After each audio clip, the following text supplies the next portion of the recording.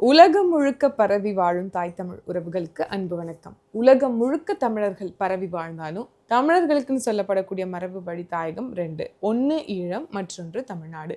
ஈழம் நம்ம கிட்ட இல்லை, எஞ்சி இருக்கக்கூடிய தாய் தமிழகத்தை காக்க வேண்டியது ஒவ்வொரு தமிழர்களுடைய கடமை. அந்த கடமை, அந்த உரிமையை நம்ம காக்கணும் அப்படின்னா அரசியல் அதிகாரம் ஒன்றே தீர்வு அப்படின்னு சொல்கிறோம். அரசியல் என்றால் அது சாக்கடைன்னு விலகி இணைக்கிற இளைஞர்கள் தான் இன்னைக்கு அதிகமாக இருக்காங்க. ஆனால் அரசியல் என்றால் சாக்கடை அல்ல, அதை பூக்கடையாக மாற்றுவோம் என்று பேசுவதற்காகத்தான் தமிழ் முழக்கம் மூச்சை இழக்கலாம் பேச்சை இழக்கலாமா ஊடகம். வாங்க இன்னைக்கு எதை குறித்து பேச போறோம் அப்படிங்கிறத காணொலிக்குள்ளே போய் தெரிஞ்சுக்கலாம்.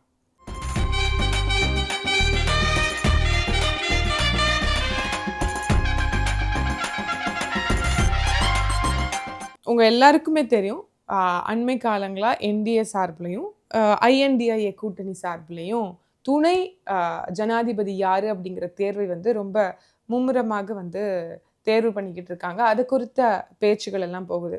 ஏற்கனவே இங்கே பல சிக்கல் இருக்குது தமிழ்நாட்டில். அந்த சிக்கலெல்லாம் பற்றி நம்ம பேசுகிறோமா அப்படின்னா பெருமளவில் ஊடகங்கள் அது காமிக்கல அப்படிங்கிறது ஒரு பக்கம் வருத்தம் இருக்கத்தான் செய்யுது. ஏன் அப்படி சொல்கிறோம் அப்படின்னா 13 நாட்கள் தொடர்ச்சியாக போராட்டம் செய்த துப்புரவு பணியாளர்கள், அவங்கள குறித்து கடைசியான 13வது நாள் தான் மக்களுக்கு தெரிகிற மாதிரி ஊடகங்களில் விவாதங்களும் பெரிய அளவில் செய்திகளுமே வருது. அதற்கு முன்னாடி அதை பற்றி எந்த அரசியல் தலைவர்களோ யாருமே விவாதிக்கிறதோ இல்லை ஊடகத்தில் டெய்லி அந்த பிரைம் டைமில் ஒரு டிபேட் டைட்டில் போடுவாங்களே, அந்த மாதிரி எதுவும் அவங்க பண்ணலை. அந்த 13வது நாள் தான் அவங்க அந்த ஒரு பேச்சு பொருளாக எடுக்கிறாங்க. காரணம் என்னன்னா இன்னைக்கு அப்புறப்படுத்துகிறார்கள். அதற்கு பிறகு இண்டிபெண்டன்ஸ் டே, சுதந்திர தினம் வருது. அது மாதிரி நாளொரு மேனி பொழுதொரு வண்ணமாக ஏதாவது ஒரு சிக்கல் வந்துட்டு தான் இருக்கு. ஆனால் இன்னைக்கு இந்த ஒன்றியத்தில் நம்ம வைஸ் பிரசிடென்ட், நம்மளுடைய துணை ஜனாதிபதி யார் அப்படிங்கிற பேச்சும் இன்னைக்கு ரொம்ப பேச்சு பொருளாக வந்துகிட்டு இருக்கு. அப்போ அதை பற்றி நம்ம தெரிஞ்சுக்கணும்ல, அதுக்காகத்தான் இந்த காணொலி. குறிப்பாக என்டிஏ பாஜகவின் தரப்பில் சிபி ராதாகிருஷ்ணன் அவர்களை ஒரு வேட்பாளராக முன்னிறுத்திருக்கிறாங்க.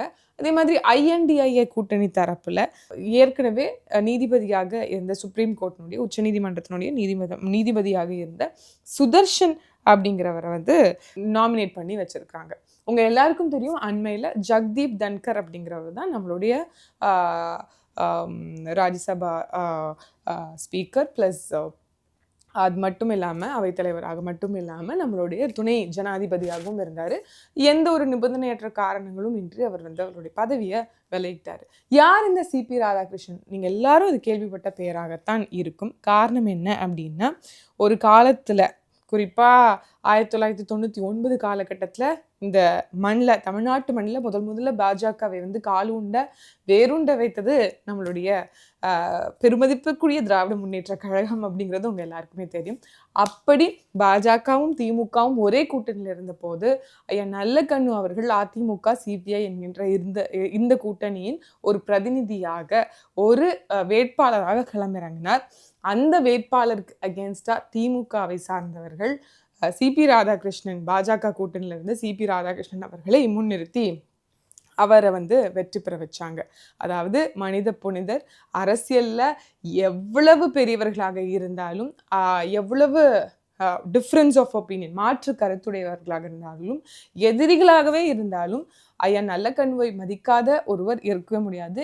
ஏன், அண்ணாமலை அவர்களே அவருடைய பதவியேற்பு விழாவுக்கு முன்னாடி, அதாவது மாநில தலைவர் என்கின்ற பதவியேற்புக்கு முன்னாடி போய் நல்லக்கண் அவர்கள்கிட்ட ஆசி பெற்றதெல்லாம் நமக்கு தெரியும். அப்படி எதிரிகளுக்கும் ஒரு மிகப்பெரிய அரசியல் ஜாம்பவானாக, ஒரு அரசியல் முதிர்ச்சி அடைந்த ஒரு நபராக அறியப்படுவது யாருன்னா ஐயா நல்லக்கண் அவர்கள். ஏன்னா அவர் அவ்வளவு சிறை சென்றிருக்கிறார். உண்மையாகவே கம்யூனிச கோட்பாடுகளுக்காக இருந்திருக்கிறார்.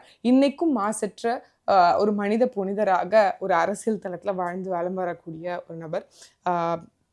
பல மேடைகளை தான் சீமான் அவர்கள் கூட சொல்லியிருக்காங்க. சிறையில் அந்த காவலர்களால் சுருட்டால் மீசையை பொசுக்கி இப்படியான துன்புறுத்தல் எல்லாத்தையும் அனுபவித்து வந்தவர் ஐயா நல்லக்கண்ணு.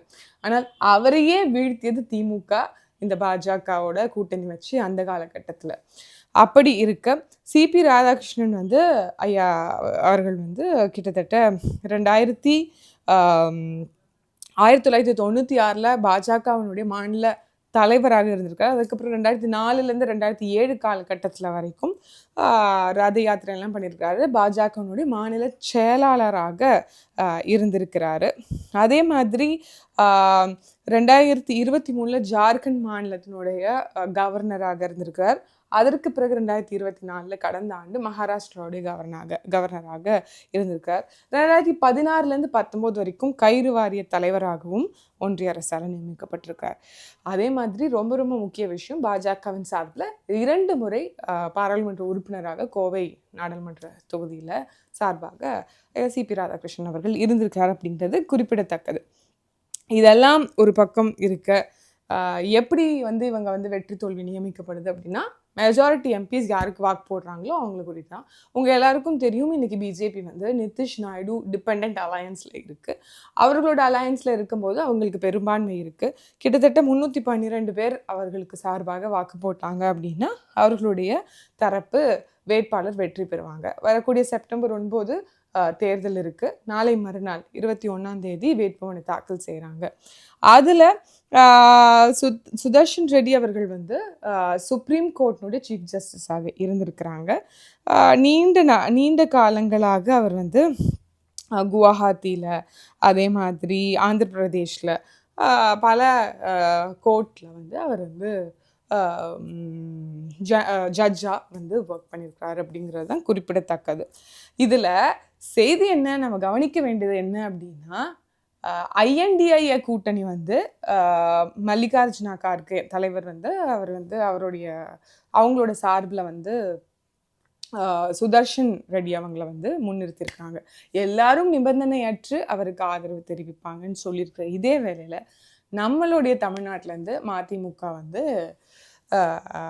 சிபி ராதாகிருஷ்ணனுக்கு ஆதரவை தெரிவித்திருக்கார் அப்படிங்கிறது நமக்கு வந்திருக்கக்கூடிய அண்மை செய்தியாக இருக்குது. அதாவது ஒரு காலத்தில் என்ன பண்ணுறாங்க அப்படின்னா, ஆர்எஸ்எஸ் பின்புலம் கொண்ட சிபி ராதாகிருஷ்ணன் அவர்கள் அப்படின்னலாம் இன்னைக்கு அம்மையார் கனிமொழி அவர்கள் ட்வீட் போட்டிருக்கிறாங்க, அவங்க பேசியிருக்கிறாங்க. அதெல்லாமே நம்ம பார்த்துட்டு தான் இருக்கோம். ஆனால் அவரை வெல்ல வைப்பதற்காக 56,000 வாக்கு வித்தியாசத்தில் ஐயா நல்லகனுவை தோற்க அடித்தது யாருன்னு பார்த்தீங்கன்னா இவர் தான், சிபி ராதாகிருஷ்ணன். அதை செய்தது யாருன்னா அம்மையார் கனிமொழி அவர்களுடைய தந்தையார் ஐயா கருணாநிதி அவர்கள் தான் அப்படிங்கிறத நம்ம ஞாபகப்படுத்த வேண்டிய அவசியமாக இருக்குது.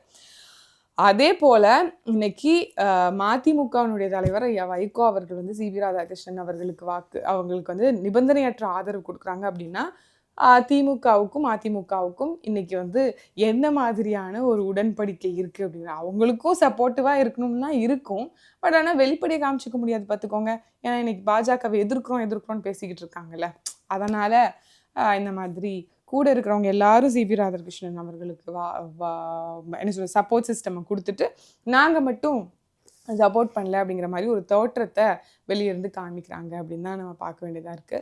இதில் 312 பேர் மெஜாரிட்டி பாஜகவின் தரப்பில் ஆட்கள் இருக்கிறாங்க.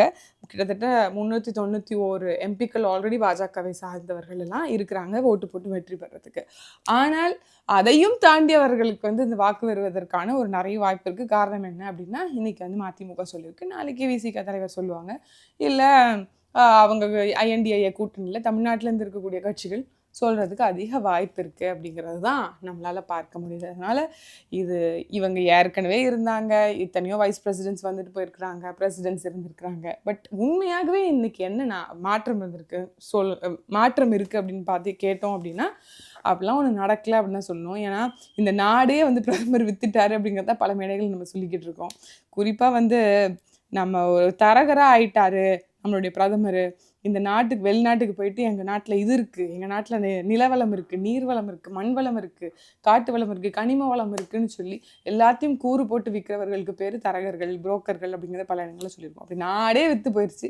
இதுக்கப்புறம் பிரசிடென்ட் விற்பனைக்கு ஆக்கப்பட்டால் என்ன, இல்லை வைஸ் பிரசிடென்ட் வாங்கப்பட்டால் என்ன அப்படிங்கிற மாதிரி தான் இன்றைக்கி கதை போயிட்டுருக்கு.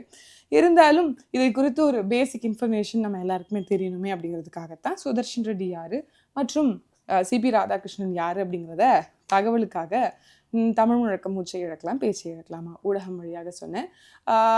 தெரியாமல் மேலும் வேறு ஏதாவது கருத்துக்கள் சேர்க்கணும் அப்படின்னு நினச்சிங்கன்னா கட்டாய பின்னூட்டங்களில் கமெண்ட்டில் இணைப்பை போடுங்க, உங்களுடைய பதிவுகளை போடுங்க.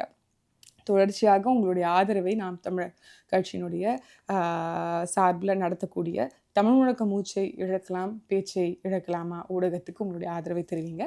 மீண்டும் ஒரு காணொளியில் சந்திப்போம். நன்றி, வணக்கம்.